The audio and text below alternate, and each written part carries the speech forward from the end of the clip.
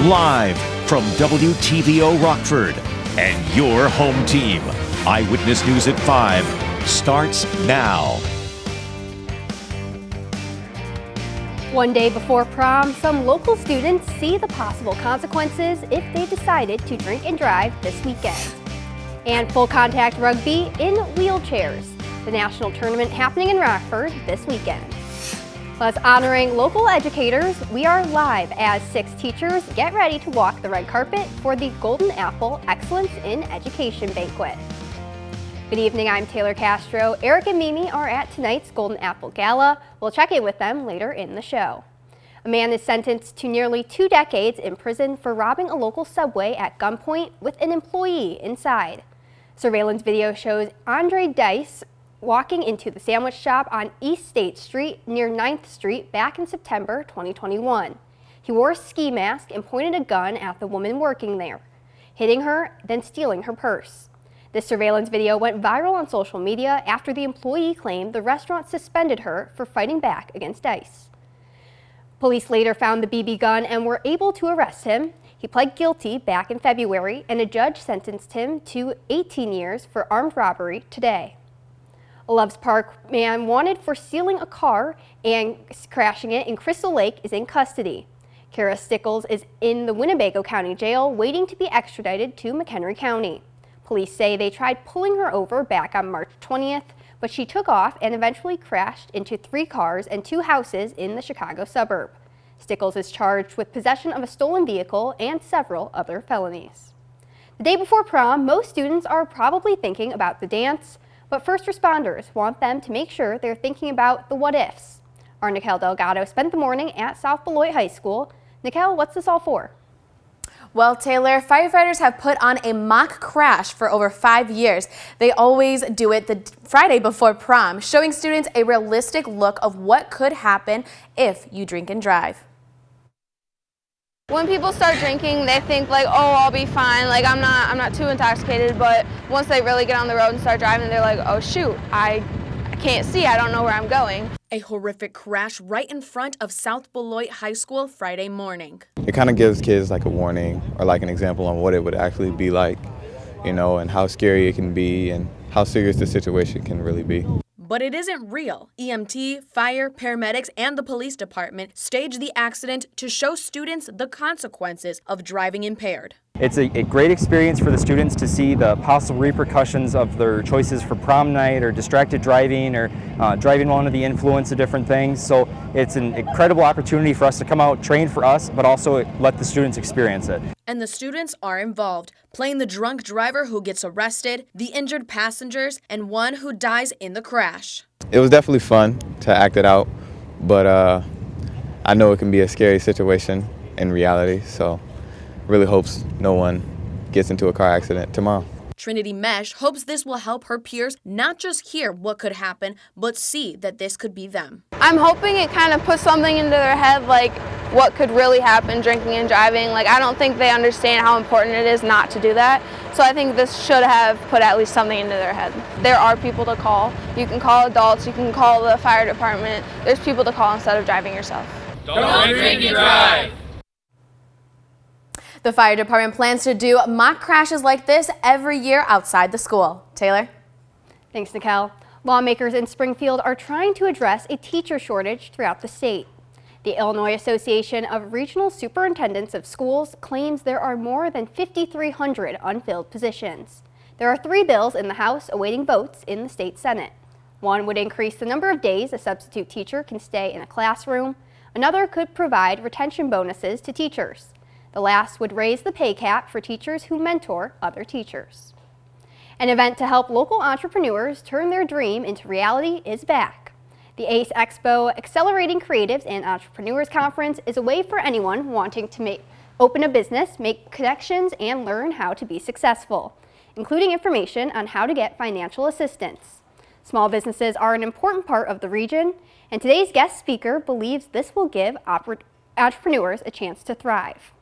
And it gives opportunity, right, for people here in Rockford to learn more about business, but learn that Rockford is here for them. Rockford is here for entrepreneurs, and we have the resources here to accelerate creatives and entrepreneurs, and that's what the ACE event is all about. The expo will be on May 11th. It's $25 to attend. We have more information on how to get involved on our website, mystateline.com.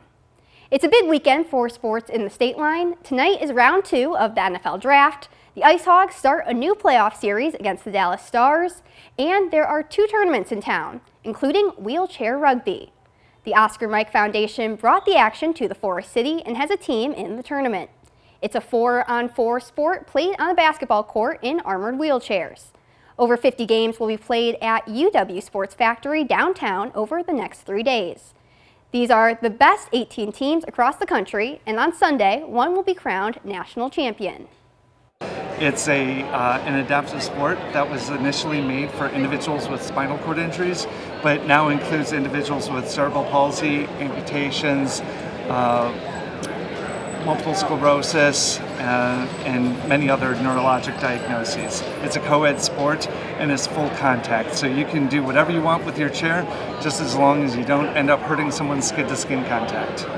And the top 16 collegiate level lacrosse teams across the Midwest are playing at Mercy Health Sports Core 2 in Loves Park. An estimated 1,000 people are in town for this tournament. The 2 tournaments together translates to nearly $500,000 in economic impact. A special night for some of the best teachers in the State Line. Coming up, we go live to tonight's Golden Apple Gala and what it means to those honored educators.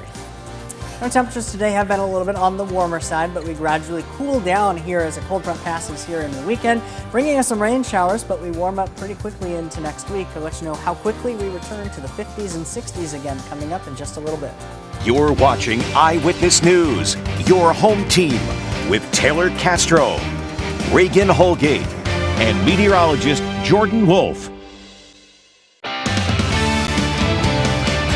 Every year, teachers all over the area are recognized for their hard work. Tonight, we're honoring 6 local educators who are all Golden Apple winners. Eric Wilson and Mimi Murphy are live at tonight's Excellence in Education banquet at the Tabala Center in Rockford. Hi, guys. Hey, Taylor. Yeah, this is a big night. It is right? a big night. I would say, 5 minutes ago, it was really, really quiet outside the Tabala Event Center, but things are really starting to pick up because in just a few minutes, or less than 20 probably, right, we will see some very special people walk through here. They are going to be actually walking the red carpet, this year's Golden Apple winners, and the really cool thing is some of the students have shown up to cheer on their favorite teachers, which is really great. We'd like to introduce you to Jennifer Stark. She's the Executive Director of Golden Apple. Jennifer, this is such a big night, and this has been months in the making, right? Absolutely. The teacher selection process is 7 months long. So these teachers have really been put through the process and very excited to celebrate being a Golden Apple teacher tonight.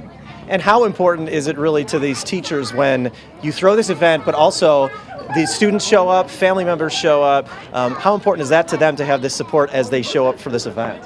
It's really meaningful to, they're kind of treated like a rock star, right? I mean, and so they get to come and their students are here with posters and flowers celebrating them, and then we'll all get to celebrate them inside for the banquet tonight. They deserve that rock star treatment, right? They do for sure. Can you talk a little bit about this year's winners, who they are and what schools they're from? Absolutely. I'll start off alphabetically. So we have Emily Daub from Ellis Elementary. We have Crystal Ellis from Stone Creek School. Then we have Mallory Sage from Whitehead Elementary, Sarah Chauvelin from Prairie Hill. We have Miranda Thompson from Parker Center and Addie Wilson from Third Grade Marshall. I'm so impressed you did that off the top of your head. I know, right? I had the list here and I was going to kind of slide it your way, but you didn't need it. And just briefly, talk about why there are 6. This is a special year, right? To have this many teachers who are Golden Apple winners. It is a special year. We had a tie, which doesn't usually happen. So we just made the decision, how can we pick? There's a tie. And so we said, you know what, for the first time ever in 26 years, we're going to have 6 Golden Apple teachers. And I think it was a great decision to honor all of them. It'll be a very special night, of course. Jennifer Stark, thanks so much for being with us.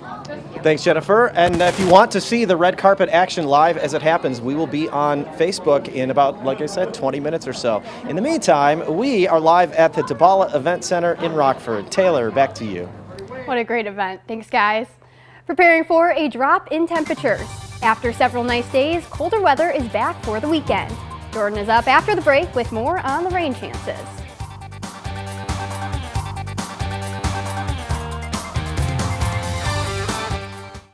Now, your first warned weather forecast from meteorologist Jordan Wolf. Well, temperatures today have been a little bit on the warm side here locally. We continue to see those temperatures rising, actually, with a little bit more sunshine here into the afternoon. We've made a little bit of a jump locally over the last hour or so, going from 67 back up to 68 degrees. But some big changes when we look further off, both to the west and to the east, with a couple of low pressure systems bringing that chances for rain further off to the east, but also a cold front to the west. So we're kind of sandwiched in between some of these colder air masses, and right now that's bringing our temperatures up quite a bit, and locally many spots are in the upper 60s, as I mentioned. 68 degrees right now in Rockford, 67 in Rochelle and in Monroe, 66 in Janesville. They've made it up into the 70s, as well as 71 down in Sterling.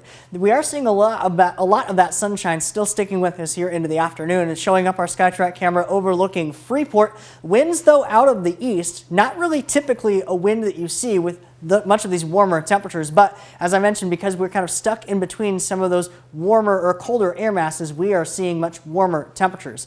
We are actually seeing the SkyTrack camera out there is brought to us by Rockford Career College, and the sunshine that's helping to warm up our temperatures here in the meantime, still kind of, as I mentioned, stuck in between a couple of these low pressure systems, both bringing rain to the east as well as to the west. That cold front does come in as we get throughout the rest of the weekend, bringing us eventually some more rain chances to the area. We're still stuck with some fairly clear skies, at least here for the moment, but as that cold front comes in early tomorrow morning, dropping our temperatures back, but also bringing us a chance for some rain, at least earlier on. We are stuck with some of those scattered rain showers throughout much of the afternoon, going in even to the evening as we get later on.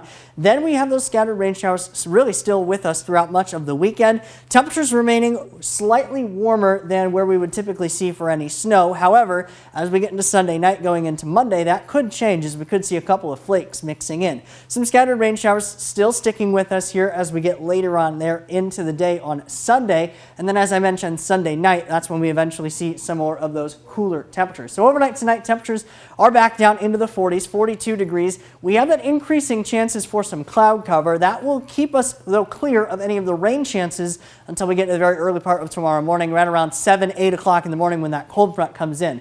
That cold front keeps our high temperatures for the afternoon back down into the 50s, much colder than where we were here for the day today as well as yesterday.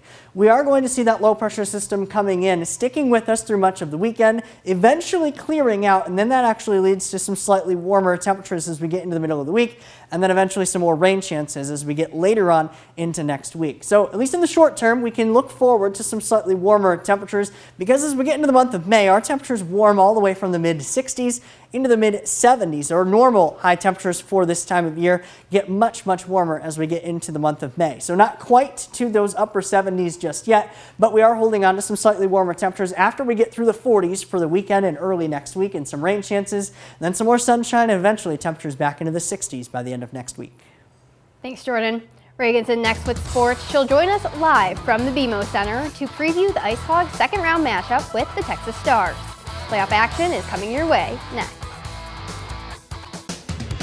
Now sports with Reagan Holgate. You know, it feels like it's been a while since we've seen the Ice Hogs on the ice, but they are back tonight for round 2 of the Calder Cup playoffs with the Texas Stars. And as you can see here, it's still a bit early, but I can promise you that the BMO will be rocking tonight for playoff hockey. The Hogs are fresh off a sweep of the Iowa Wild as they enter into this best-of-5 series. Texas is led by forward Riley Barber, who paces the Stars in goals and points with 32 each. David Gust was the go-to guy for the Hogs during the regular season. He scored 8 goals in the 8 matchups between these two. The Ice Hogs have been in this spot before. They swept the Stars last year in the first round of the playoffs to only have the same done to them by Chicago in the second round. That experience, especially from some of these veteran guys, it plays a key role in games like this. Well, I think it helps us to just been through it already once, especially for those younger guys. And obviously with the additions we made this year, if it's Gust and Philper that went long last year, just their experience, be able to handle Walensky as well. And I think now you've been through it once, you know what to expect. You know, kind of understand the ebbs and flows of the games. We're confident, right? I think, you know, one of our successes is, you know, winning that round. We got that little juice in us that, you know, we won, we're on to the next, and they're just kind of sitting there. You know, they probably had 10 days off or whatever it may be, where we've had a few games under us. So we're a confident group, and we're ready to get it going. And they will get things going here shortly. Puck drop is at 7 p.m. And the guys said earlier this week, too, that playing the first 2 games at home is an advantage, especially with these Rockford crowds. So they need their fans to show up and show out tonight. So let's take a quick look at the schedule for the rest of this series. Game 2 will be played Sunday here at the BMO at 4 o'clock. The Hogs will then travel to Texas to finish the series. Game 3 is next Wednesday at 7 p.m. Game 4 and 5 will be played, if necessary, both next weekend at the HEB Center in Cedar Park. The winner of this series will either face Milwaukee or Manitoba in the Central Division Finals. The other story we're following tonight is the second and third rounds of the NFL Draft. Some pretty exciting stuff coming last night from Hallis Hall with the drafting of Darnell Wright. So let's take a look at where things stand ahead of tonight. The Bears have 9 picks left in this year's stock, 2 second-rounders. They're currently slated with pick 53 and 61. They will have 5 from the 3rd to 5th round, and they will finish out the weekend with 2 in the 7th. Now let's give you a glance at Green Bay. The Packers took Iowa's Lucas Van Ness last night in the first round. They also have 2 picks coming in the second at number 42 and 45. They have 1 each in the 3rd through 6th round, then a whopping 4 more in the 7th. Again, tonight is just the 2nd and 3rd round, and you can watch it all unfold right here on WTVO starting at 6 p.m. That's all I've got from sports here at the BMO. We'll be right back. Well, Monday brings in the month of May, so are we almost done seeing highs in the 40s? Well, we can certainly hope so. We at least have a couple more days to get through, but the good news is that once we get into the month of May, our temperatures start warming up a lot more as we get into the middle and then eventually the end of the month as well. Our normal high temperatures go from the mid-60s by the start of May all the way up to 77 degrees by May 31st. That's something that we can definitely look forward to. Now, it's not going to be exactly those temperatures every single day, but definitely warmer and warmer and warmer as we get through into the seasons. A couple chances for some rain. The first one, interactive radar from Rockford Auto Glass and More. Clear for the moment, but the rest of the weekend, still a couple more rain chances. Temperatures in the 40s, as you mentioned, but back into the 50s and eventually 60s by the end of the week. Thanks, Jordan. Thank you for spending some time with us.